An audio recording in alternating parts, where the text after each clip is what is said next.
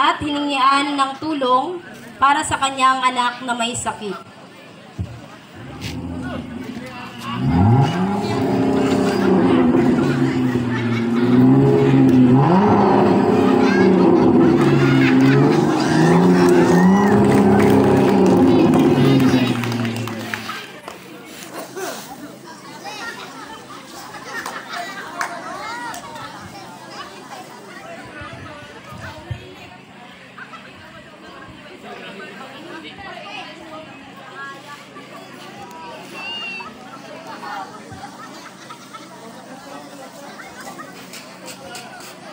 Han, ang init-init. Gusto kong lumabas. Gusto kong pumunta ng mall.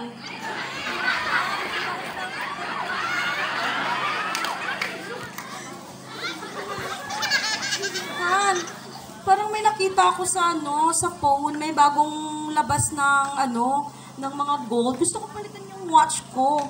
Kasi ano bang ginagawa natin sa pera nating inaama? Gusto kong bumili. Gusto kong pumunta ng mall. Gusto mo ang pinambago?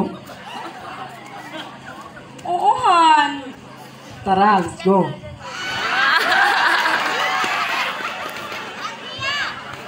Yan. Ang bagal-bagal mo yan, ha? Alcohol. Ano ba? Sa'yo lang pinapagsulit Madam, ko sa'yo. sir, tulungan niyo po ako.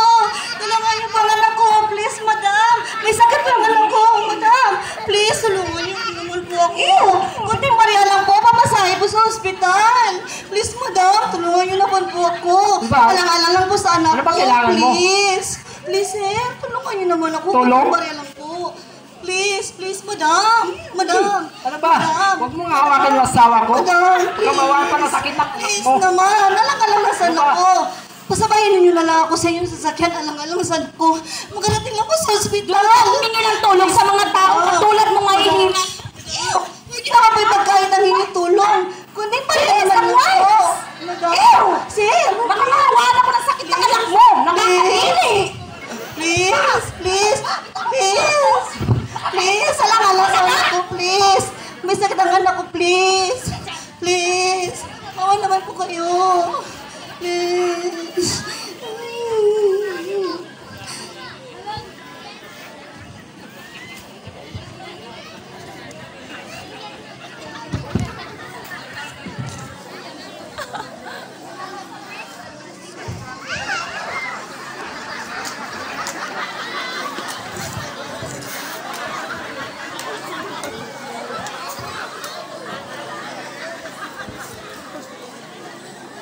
Samantalang, may dalawang magkaibigan na walang ibang ginawa sa buhay nila, kundi ang magpakasaya at puro na lang bisyo at sugal ang inatupag sa buong buhay nila. Sila naman ang hiningian ng tulong ng mag-ina.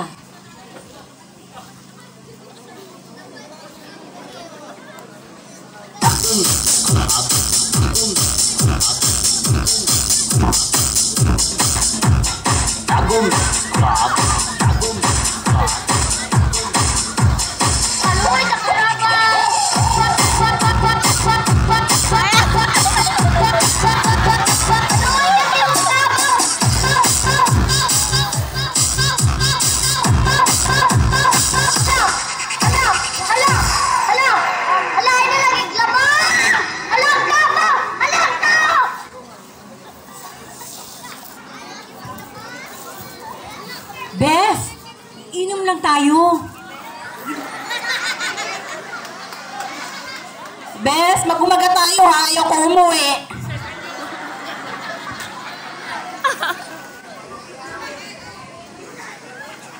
Beth, lumipat kaya tayo ng ibang bar. Parang hindi ako na-enjoy dito. Sige, Bes, ang pangit-pangit dito. Ang alak nila, ang mumura. Gusto ko yung mahal.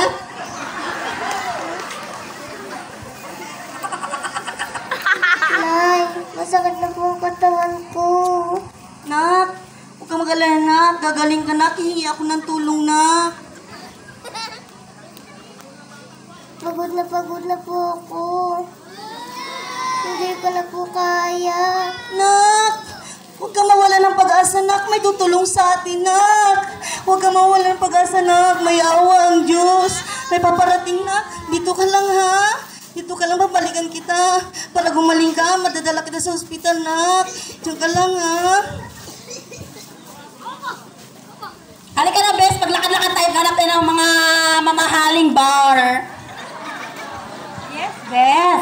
Enjoy. Enjoy yourself. Ma'am, kunting barya lang po. Ay, naku, wala akong binibigay sa'yo. Wala akong binibigay sa'yo. Wala akong pera. Wala ka pamabili ng alak. Please, ma'am, kailangan ko po Wala na. Wala akong pinagulong sa'yo. Ay, nakakasok mo ka sa buhay ko. Please naman. Magsarili ka. May sakit po ang anak ko. Malala na po yung sakit ng dengue. Please naman po, madam.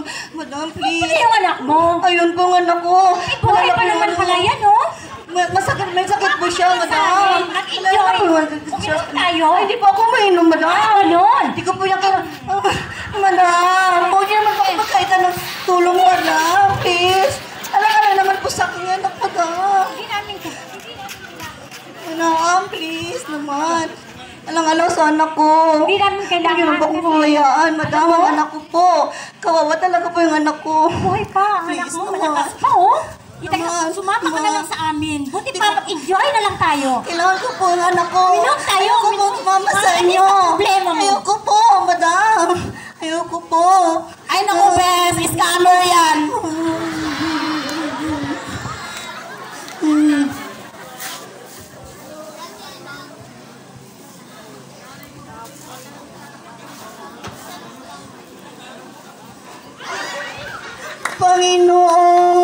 Panginoon, nasaan ka na po?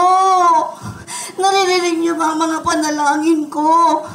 Bakit ganito? Ang pahit ng buhay ko, Panginoon. Simula na maglingkod ako sa iyo.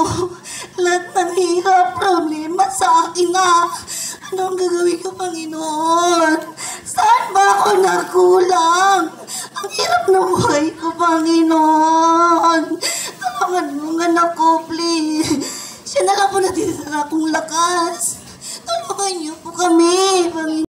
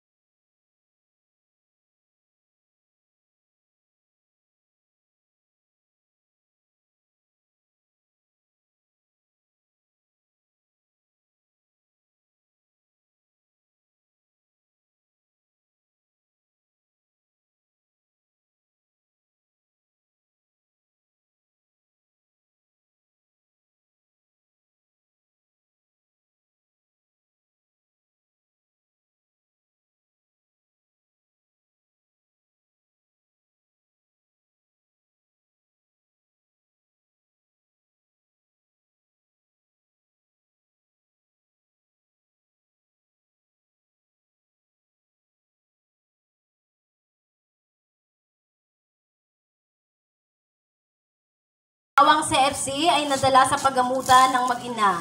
Napag-alaman ng bata na ay may sakit na dengue at kung di naagapan ay maaaring ikamatay ng bata. Madalas sa panahon ngayon, ang akala natin na ang unang makakatulong sa oras ng pangangailangan ay yung nakakaangat sa buhay. Pero ang mag-asawang si FC, tumulong sila ng may busilak na puso kahit wala silang pinansyal nung panahong iyon. Binigay